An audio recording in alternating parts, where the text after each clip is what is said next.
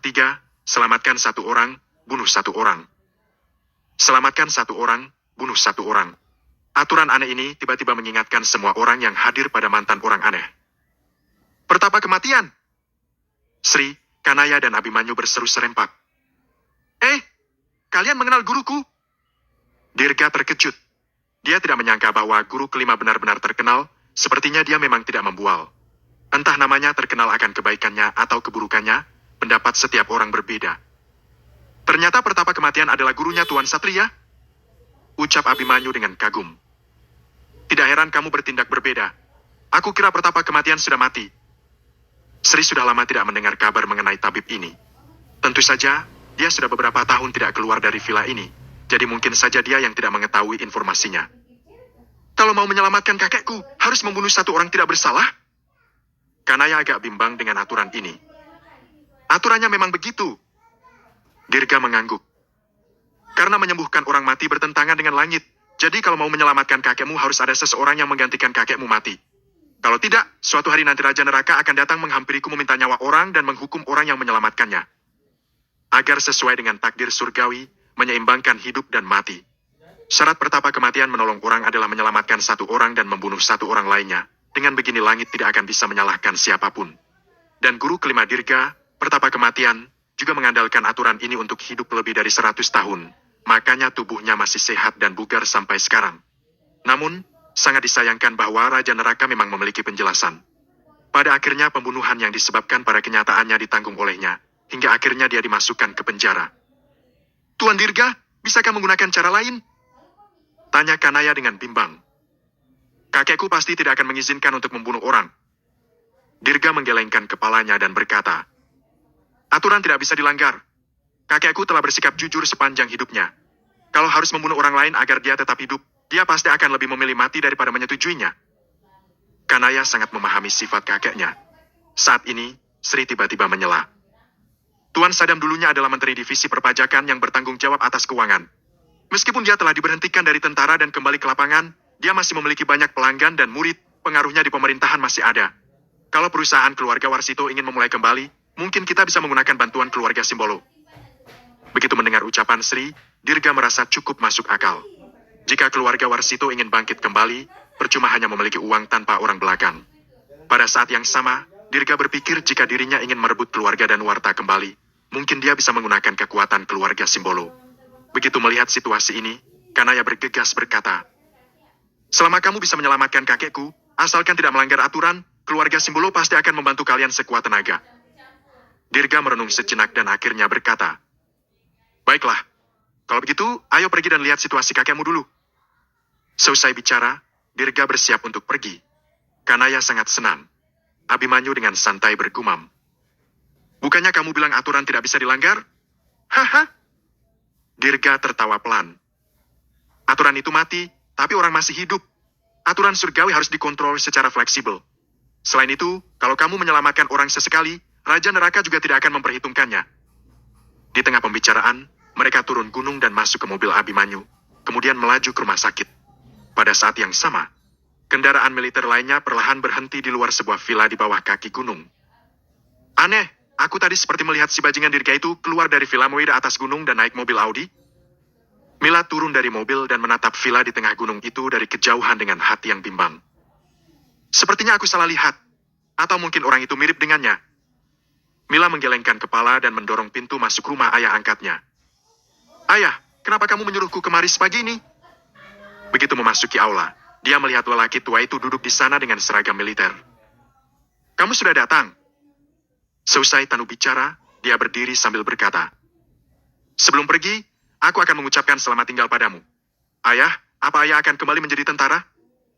Begitu melihat situasi ini, Mila segera menebak. Ya. Tanu mengangguk. Misiku di sini sudah selesai dan ini saatnya aku kembali. Ayah.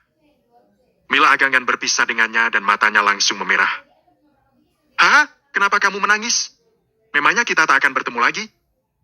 Tanu menepuk bahu putrinya. Setelah aku pergi, aku akan menyerahkan villa ini dan kota Segara padamu. Kalau sesuatu terjadi, jangan salahkan aku bertindak kejam nanti. Ya. Mila langsung berdiri tegak dengan wajah yang serius. Tanu mengangguk dengan puas. Sri sudah mempunyai pendukung, sedangkan putri angkatnya sudah melakukan kultivasi selama beberapa tahun ini dan juga sudah tumbuh dewasa. Tanu akhirnya bisa pergi tanpa khawatir. Ayah, aku akan mengantarmu, ucap Mila. Baik. Ayah dan anak ini berjalan keluar berdampingan. Oh, ya. Sebelum dia pergi, Tanu menunjuk Villa Moira atas awan yang ada di tengah gunung. Perhatikan tempat itu. Ada seseorang misterius yang pindah ke villa itu. Kekuatannya benar-benar luar biasa. Aku pergi mengunjunginya tadi malam dan bertarung dengannya. Aku hampir tidak bisa melawannya. Haha, aku tidak menyangka bisa bertemu dengan lawan yang sebanding di sini. Benar-benar luar biasa. Tanu melirik tangan kanannya. Meskipun sudah berlalu begitu lama, tetap saja masih agak mati rasa. Dia bisa melawan ayah? Sehebat itu? Ucap Mila terkejut. Makanya aku menyuruhmu untuk memperhatikannya. Ucap Tanu. Bakat seperti itu, sayang sekali tidak mengabdi pada negara. Kamu dapat mencoba memahami dan mengenalnya. Kalau kamu dapat menariknya ke dalam tentara, itu akan sangat bagus. Baik. Mila mengangguk dan berkata, aku akan berkunjung di lain hari. Bab 24, Tabib Prabu. Pada saat Mila mengantarkan ayah angkatnya, Tanu. Di sisi lain, Dirga juga mengikuti Kanaya dan Abimanyu datang ke rumah sakit rakyat pertama kota Segara. Begitu Tuan Sadam pingsan semalam, dia segera diantar ke sini untuk mendapatkan pertolongan. Setelah melalui kerja keras semalam, Tuan Sadam akhirnya sadar pagi ini, bahkan sudah bisa makan dan berbicara. Namun, kondisinya masih memprihatinkan. Pihak rumah sakit telah mengeluarkan pemberitahuan penyakit kritis agar keluarga menyiapkan hati. Kakek, bagaimana? Aku membawa seorang tabib untuk merawatmu. Begitu memasuki bangsal, Kanaya langsung ingin memberitahu kabar baik ini pada kakeknya. Bagaimanapun juga, dia butuh banyak usaha untuk mengundang Dirga. Saat ini, di depan ranjang rumah sakit, dan dikelilingi oleh keluarga Simbolo. Melihat Kanaya yang masuk dengan tergesa-gesa dan juga menyebutkan kata tabib, para tetua keluarga Simbolo mengerutkan kening mereka, dan juga bertanya, sebenarnya ada apa dan tabib siapa? Pada akhirnya mereka melihat Dirga yang berjalan masuk ke dalam. Begitu keluarga Simbolo melihat Dirga, mereka tampak seperti melihat musuh mereka, sehingga wajah mereka menjadi sangat marah. Dia adalah orang yang menyumpahi Tuan Sadam kemarin. Dia masih berani datang ke sini. Itu semua karena mulut kasarnya, makanya Tuan Sadam jatuh sakit. Semua anggota keluarga Simbolo bersemangat memakinya. Paman Kanaya, Ergi, bahkan menyingsingkan lengan bajunya dan bergegas ingin memukuli Dirga. Paman, jangan.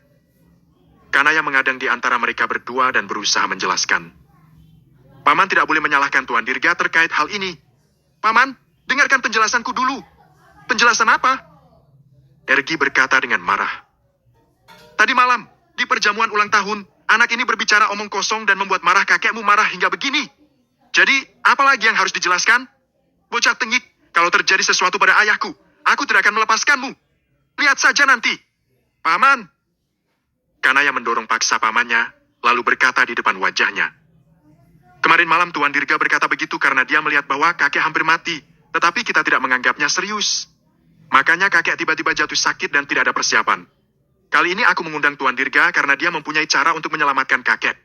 Percaya padaku kali ini dan biarkan Tuan Dirga mencobanya. Begitu Kanaya berkata begitu, semua keluarga Simbolo terkejut, kemudian mereka tertawa akan kepolosan Kanaya.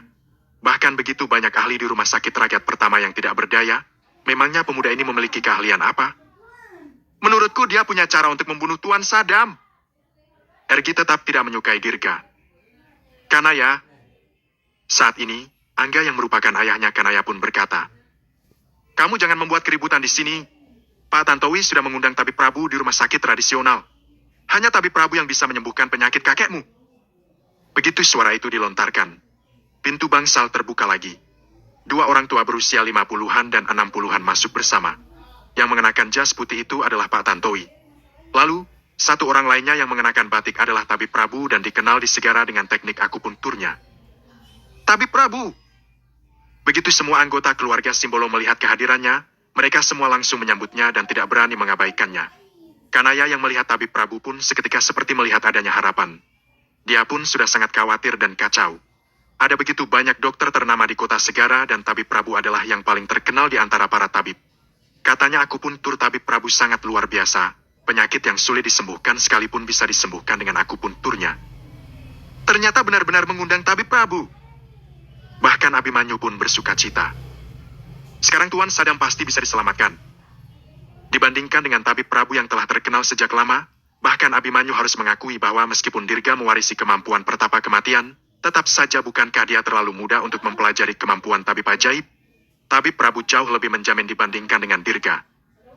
Maafkan aku Tuan Dirga. Pada saat ini, Kanaya berkata agak canggung kepada Dirga. Aku tidak menyangka bahwa keluargaku benar-benar sudah mengundang tabib Prabu, jadi membuatmu datang sia-sia. Tidak apa-apa. Dirga berkata dengan tenang. Kalau begitu, biarkan tabib Prabu yang mengobati kakekmu dulu. Kalau dia tidak bisa menyembuhkannya, belum terlambat bagiku untuk bergerak.